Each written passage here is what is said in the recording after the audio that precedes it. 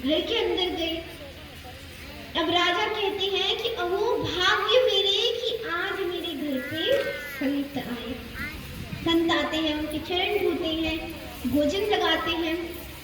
भोजन लगाया तो कहा महाराज आप खाओ।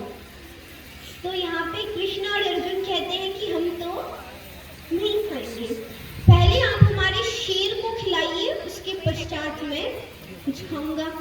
तब जो शेर है वो क्या खाता है? मांस और ये सब खाते हैं।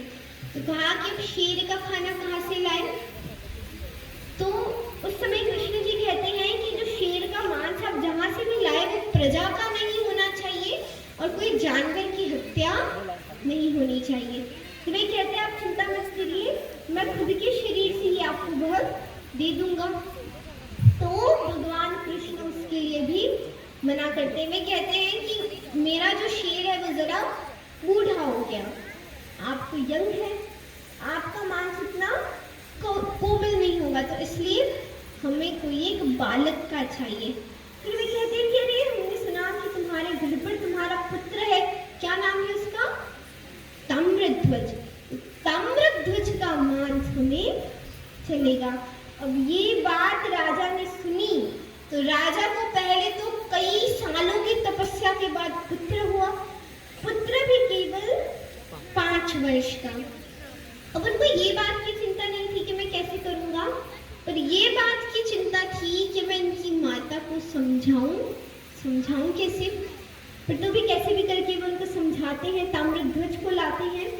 और अब देखिए ये मन से बनाई हुई कथा नहीं है, आप सभी का ध्यान यहाँ पर हो, तो ये मन से बनाई हुई नहीं है, ये सत्य कथा है कि उस समय राजा रानी ताम्रध्वज के आसपास खड़े हुए और ताम्रध्वज को बीच से काटने लगे। जैसे ही काटा तो ताम्रध्वज ने कहा रुकिए माता। वे जल्दी से रूम में जाते हैं और कॉटन यानी रुई लेकर आते हैं। रुई लाकर अपने माता पिता के कान में डाल देते हैं। पूछा कि भाई क्यों डाला? तो कहा कि आप मुझे काटेंगे, तो अगर मैं रोया, अगर मैं चीखा तो उस वजह से आप मुझे, इसलिए ये रुई मैं आपके कानों में डाल रहा हूँ। तो बड़े ही, अब देखिए वहां पे संतों ने एक और चीज कही कि आप जब अपने पुत्र को मारेंगे तो उस समय आपके नेत्रों से अश्रु नहीं बहने चाहिए। इतनी खतरनाक कंडीशंस के बाद उनके आंखों से मतलब अश्रु तो है पर वे बाहर हिम्मत करके उठाते हैं और ताम्रध्वज को उन्हें बड़ा ही दुख होता है। फिर वे शेर को मांस खिलाते हैं। अब तभी उस समय कृष्ण कहते हैं, वो खाना को ऐसे जो भोजन की थाली थी उसे गिरा देते हैं और कहते हैं कि हम तुम्हारे घर भोजन नहीं करेंगे। तो उन्होंने कहा कि आपके लिए मैंने अपने पुत्र को, और आप भोजन नहीं करेंगे क्या? तो कृष्ण कहते हैं कि इस वजह से क्योंकि तुमने अपने घर पर हत्या की, और जिनके घर पर हत्या हो उनके घर हम खाए नहीं। मोरध्वज राजा ने वो सब कहते हैं कि हे भगवान, अगर इतने सालों तक मैंने तपस्या की और अगर आप प्रसन्न हैं तो आप मेरी सहायता करिए। और सच में उस समय आवाज आई ताम्रध्वज की कि वे कमरे से आते हैं और कहते हैं कि पिता मैं मरकर भी आपके धर्म को बचाऊंगा और जीवित होकर भी आपके धर्म को बचाऊंगा। इन तरह के राजा हमारे यहाँ पर हुए और हम सभी को इन चीजों के बारे में पता ही नहीं। तो इस तरह की बातें होती है। अब आइए आगे की कथा की ओर बढ़ते हैं। अब आगे की कथा आती है क्रोध पर, कि सुखदेव जी कहते हैं परीक्षित जी से कि क्रोध हमें कभी नहीं करना चाहिए। क्यों? अब देखिए व्यक्ति क्रोध क्यों करते हैं, इसके लिए एक संत ने कहा कि एक बार एक व्यक्ति थे, उनके पड़ोसी को उनसे बड़ी जलन होती थी, तो पड़ोसी रोज अपने घर का कचरा लाकर उसके घर के आगे फेंक दे, तो फिर वो व्यक्ति कुछ ना करे, झाड़ू लगाकर फिर से साफ कर दे। अब रोज वो ऐसा करे तो अब देखिए रोज अगर आपके साथ ऐसा होगा तो आप क्या करेंगे? बताइए आप क्या करेंगे? पकड़ के मारेंगे। जोर से झगड़ा करेंगे, एकदम सही। पर उन व्यक्ति ने क्या किया? उनका एक फार्म हाउस था और वहां पे उनकी कई सारे फल आए, तो उन्होंने एक टोकरी में लेकर कई सारे फल भरे, बेल बजाई और कहा ये लीजिए। अब वो जरा चौंका, उसने कहा कि इसके अंदर जरूर जहर होगा, तो कहा पहले तुम खाओ फिर मैं खाऊंगा। तो उन्होंने खाया। फिर वो जो थे पड़ोसी, उन्होंने पूछा कि मैं रोज तुम्हारे घर के आगे कूड़ा फेंकता हूँ, तुमने मुझे फल क्यों दिए? तो बड़ी सिंपल सी बात कहते हैं कि आपके पास जो था आपने मुझे वो दिया, मेरे पास जो था मैंने आपको वो दिया। तो यानी हमारे पास जो चीजें होती हैं हम लोगों को वही चीजें देते हैं। तो अगर आपके पास क्रोध है तो आप लोगों को क्रोध ही देंगे, अगर आपके पास प्रेम है तो आप लोगों को क्या देंगे? प्रेम देंगे। तो इसलिए जो जो चीजें आपके पास है वही चीजें आप आगे ट्रांसफर करेंगे। अब देखिए, एक बार एक सुखदेव जी महाराज एक कथा कहते हैं कि क्रोधी व्यक्ति होते कैसे हैं। तो कहा कि क्रोधी व्यक्ति एक बार एक जौहरी आए दो हीरो को लेकर आए, तो कहा कि इसमें से पहचानो कि कौन सा असली हीरा कौन सा नकली। अगर पहचाना तो असली हीरा तुम्हें दूंगा, और अगर नहीं पहचाना तो हीरे की जितनी कीमत है उतनी तुम्हें देनी होगी। वो कई राज्यों से आए थे, हर जगह परास्त हो गई, क्योंकि देखिए महाराज वो जो हीरा था वो दोनों हीरे बड़े ही सेम दिखते थे, कोई डिफरेंस था ही नहीं। उस राज्य में आए तो उन्होंने अब सब जौहरी से पूछ रहे हैं पर कोई उत्तर नहीं दे पाया।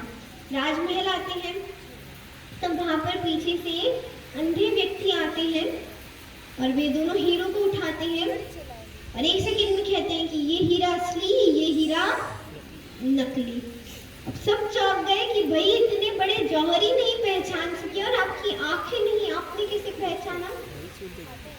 तो कहते हैं कि मैंने दोनों हीरो को धूप में रखा, जो हीरा गर्म हुआ मतलब वो नकली और जो नहीं हुआ वो असली। तो यानी अगर आप भी बात बात पे क्रोध हो जाते तो आप क्या हैं? नकली। जोर से बोलिए, क्या है? और अगर नहीं होते तो असली हीरा।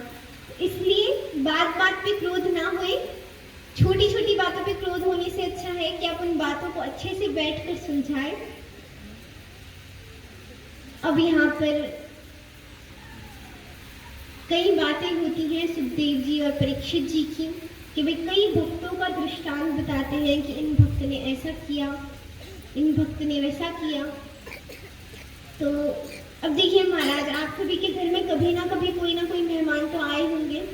किन किन के घर पे आए हैं? इतने ही लोगों के घर पे मेहमान आए हैं? भाई मेरे घर पे तो आए हैं, आप सबके घर पे नहीं आए?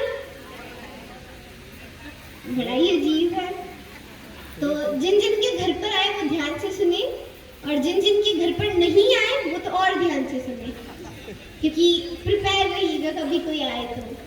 एक बार एक पति पत्नी थे, वे घर में रहते थे। तो एक बार उनके घर पे एक मेहमान आए। मेहमान ऐसे आए कि जाने का नाम ही ना ले। अब कई महीने हो गए। अब जो पत्नी थी वो कहती कि आपका भोजन बनाओ, मेरा भोजन बनाओ और इस मेहमान का और भोजन बनाओ। और वो ऐसे वैसे मेहमान नहीं थे, स्पेशल मेहमान थे, क्योंकि वो एक दो रोटी से उनका कुछ नहीं होता था। कम से कम 10 रोटियां ना खाए तो। अब वो बड़ी चिंता में कि भाई इस मेहमान को भेजे तो भेजे कैसे। तो एक तरकीब निकाली, कहा कि हम दोनों झगड़ा करते हैं। पत्नी कहे मैंने तो कभी आपसे झगड़ा ही नहीं किया। तो कहे कि असली का थोड़ी ना करना है, झूठ मूठ का करना है। तुम कहना कि मैं आज भोजन नहीं बनाऊंगी। अब वो रूम में जाते हैं, रूम का हल्का सा गेट खुला रखते हैं। उसी रूम में गए जिस रूम के सामने वो गए, अब दोनों झगड़ा करने लगे। पत्नी कहे आज का खाना मैं नहीं बनाऊंगी। नहीं बनाऊं, पति कहे मत बनाओ, मैं जोमेटो स्विगी से ऑर्डर कर लूंगा, मैं होटल में जाके खा लूंगा, मुझे कोई जरूरत नहीं। अब इतना झगड़ा, वो आर्टिफिशियल झगड़ा बताने लगे कि उन्होंने एक डंडा लिया और डंडे को बेड पर मारने लगे, ताकि उस मेहमान को लगे कि भाई झगड़ा तो खतरनाक वाला हो रहा है। मेहमान ने देखा, मेहमान ने सोचा कि भाई आज तो खाना नहीं मिलेगा। बोरिया बिस्तर उठाया चल दी। और चल दी। जाने लगा। अब कहा कि राम राम मैं जा रहा हूँ। गए, गेट के बाहर गए तो पति कहे कि मैं थने इतना मारियो पर थने तो कुछ हुई ही को नहीं। पत्नी कहे कि आपने मुझे इतना मारा पर मैं तो रोई को नहीं।